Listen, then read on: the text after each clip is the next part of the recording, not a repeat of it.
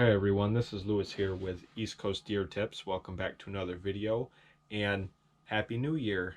Hopefully you guys are having a good new year so far. So today we're going to be getting into a topic that's pretty controversial. It's going to be, how big should a deer be before you shoot it?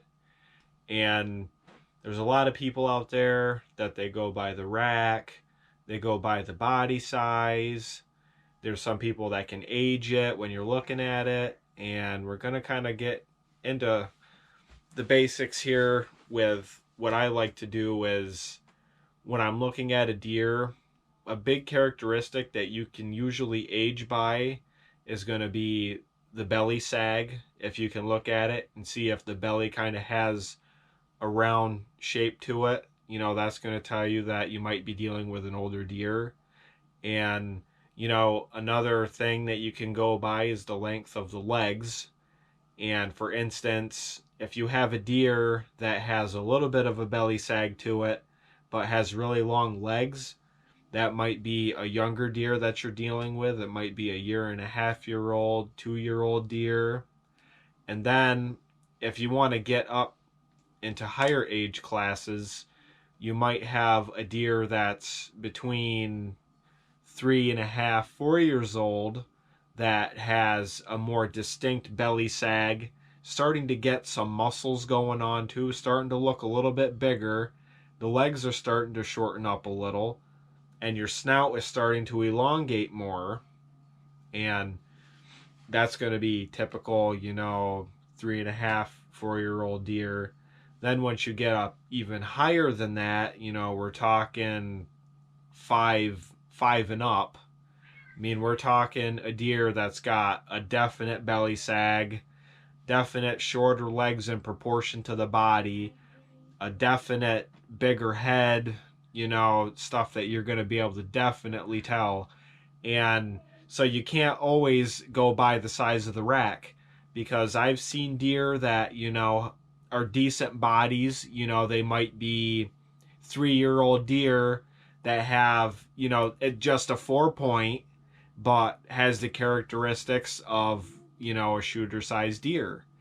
And I have seen at some local meat markets here where, I've seen deer that have been hanging in there that were definitely, should not have been taken, in my opinion, because for one, when you're shooting a deer that is maybe a little over a year old, to me, that's just, if you're shooting it for the rack, that's one thing, but I've seen spike horns at the local meat market that maybe weighed not even 100 pounds. And in my opinion, I don't think people should be harvesting deer that small. And regardless of if a kid shot it or not, I think it is up to the parents to teach them conservation and taking older deer and letting the young ones go so they can grow and get bigger. Because to me, if I was a young kid and I saw a spike horn and I was told right away to shoot it, versus where, I might have shot that deer and now out comes a bigger, older deer that I would have had more accomplishment if I would have shot it, versus, just shooting it to shoot it to get your season over with. I mean, to me, that's not really hunting. If you just see a deer that has horns and you're going to shoot it, to me, there's really no sport involved in that. And to me, I don't really think it's ethical, because that deer should have the chance to grow and get bigger. So basically what I'm trying to say is, as far as another point where meat wise, if you're going to shoot a deer that's not even 100 pounds, you might only be getting back 20 pounds of meat. I mean, to me, that's not worth it. I mean, yeah, you can say, oh, I got my season done and over with already, but now I only have 20 pounds of meat in the freezer, and you might not see another deer throughout the whole season if you have more than one tag. So now you're losing meat, and, you're not gaining anything from it. yeah, you might have shot a deer. You can say that you shot a deer that was small, but now you have a freezer with 20 pounds of meat in it. That's definitely not going to last you that long. So to me, maybe you're a fair weather hunter, which is fine. I've got no problem doing that. I've done that myself. But to me, if I see a smaller buck, I'm going to let him go because, it's not really worth it to me to shoot a deer that is going to be small.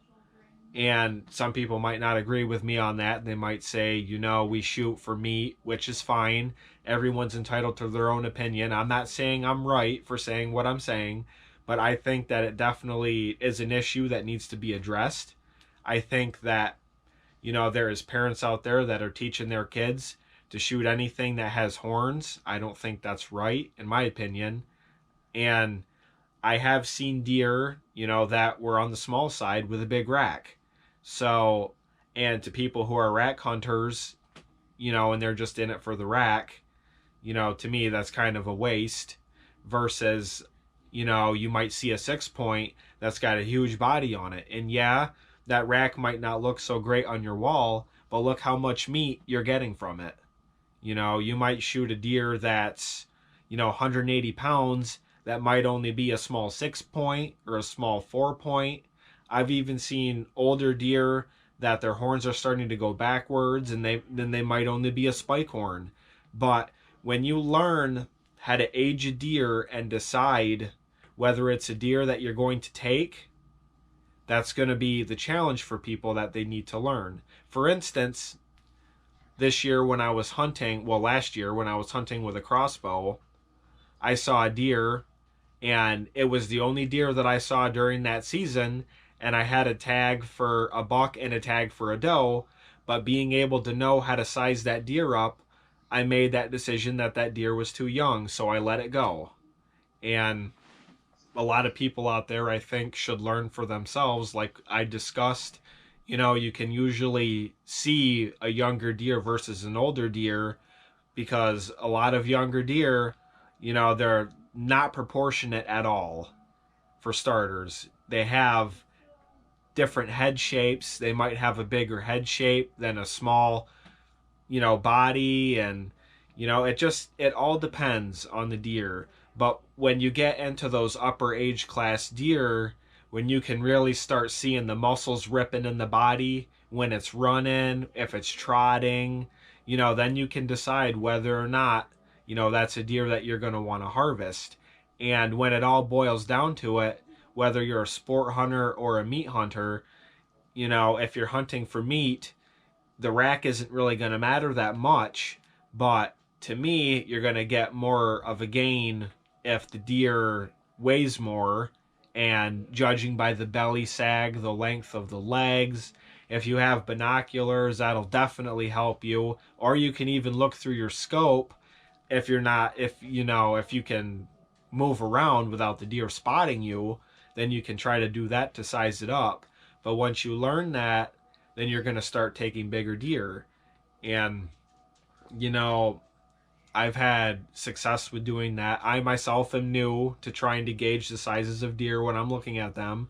And I have passed up some smaller deer that I ended up getting on my trail camera that I could definitely tell were not shooter deer. So in the long run, I let those deer go because to me, it's not really worth getting 20 pounds of meat, 30 pounds of meat. And to some people, that might seem a lot, hey, that's a lot of meat just to get off of a small deer. Well, in the long run, when you're feeding your family and, you're feeding more than one person, then yeah, you're going to want more than 20, 30 pounds of meat, especially if you're eating it all the time. And, with the virus going around and stuff and the meat prices are through the roof, you're going to take a deer to a meat market or even cut it up yourself, you're going to want more of a gain by harvesting bigger deer.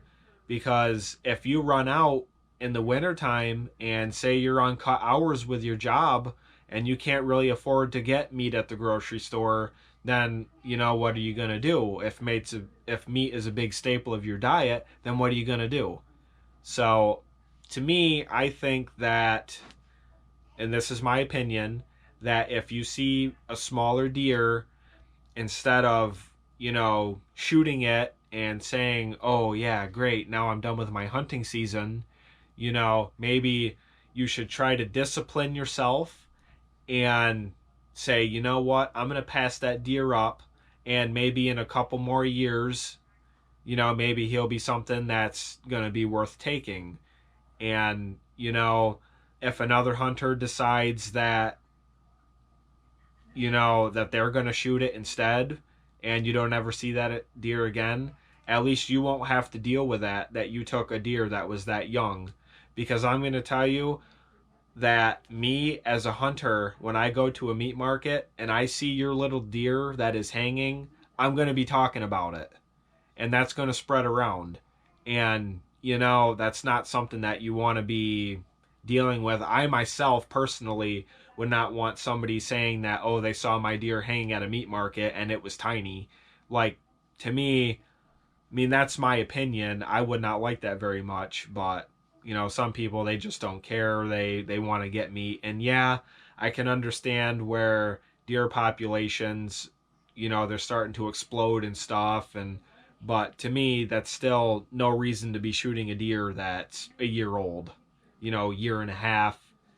Even that is pushing it to me. But if I see a spike horn that has a big body on it, I'm going to take it.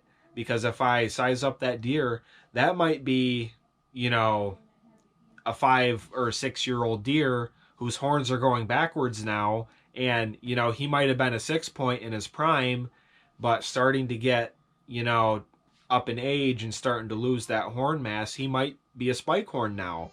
But if you can decide, if it's a shooter buck or not, then that's going to be what's going to help you to get more meat in your freezer, and what I think can get a lot of people a lot more success. So you can leave a like on this video, you can subscribe, and tune in next week for another video. Thanks for watching.